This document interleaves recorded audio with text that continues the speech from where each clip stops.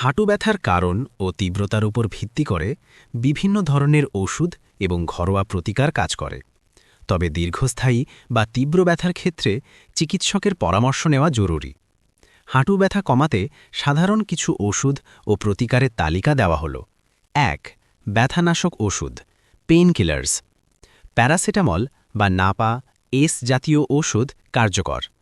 এটি সাধারণত নিরাপদ, তবে লিভারের সমস্যা থাকলে সাবধানে নিতে হবে। NSAID, ব্যথার সাথে ফোলা বা প্রদাহ থাকলে আইবুপ্রোফেন, নেপ্রক্সেন বা ডাইক্লোফেনাক জাতীয় ঔষধ দেওয়া হয়। সতর্কতা: এগুলো দীর্ঘমেয়াদে খেলে পাকস্থলিতে আলসার বা কিডনির সমস্যা হতে পারে, তাই গ্যাস্ট্রিকের ওষুধের সাথে চিকিৎসকের পরামর্শে সেবন করা উচিত। ২. জেল বা স্প্রে, টপিক্যাল রিলিফ। খাওয়ার ওষুধের চেয়ে জেল বা স্প্রে সরাসরি ব্যথার স্থানে কাজ করে এবং পার্শ্ব প্রতিক্রিয়া কম হয়। ডাইক্লোফেনাক জেল, ভোল্টারিন বা ডাইক্লোজেল। আয়ুর্বেদিক স্প্রে বা ক্রিম, যেমন মুভ। ৩.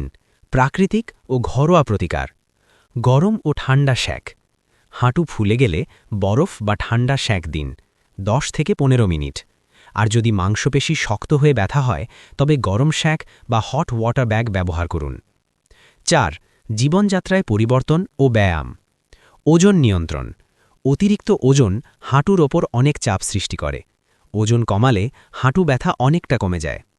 হালকা ব্যায়াম, সাঁতার কাটা, সাইক্লিং বা ফিজিওথেরাপিস্টের দেখানো কিছু স্ট্রেচিং ব্যায়াম হাঁটুর পেশিকে শক্তিশালী করে। উঁচু কমোড ব্যবহার। ব্যথার সময় নিচে না বসে উঁচু কমোড ব্যবহার করা ভালো। ৫. কখন ডাক্তার দেখাবেন? যদি হাঁটু অনেক বেশি ফুলে যায় বা লাল হয়ে গরম হয়ে যায়, হাঁটুতে ভর দিয়ে সোজা হয়ে দাঁড়াতে না পারলে, ব্যথার কারণে রাতে ঘুম না হলে, হাঁটু থেকে খটখট শব্দ হলে বা জয়েন্ট লক হয়ে গেলে। পরামর্শ: ওষুধের নাম জানলেও ব্যথার সঠিক কারণ, যেমন আর্থ্রাইটিস, লিগামেন্ট ইনজুরি বা ক্যালসিয়ামের অভাব জানতে একজন অর্থোপেডিক বিশেষজ্ঞ বা ফিজিওথেরাপিস্টের পরামর্শ নিন।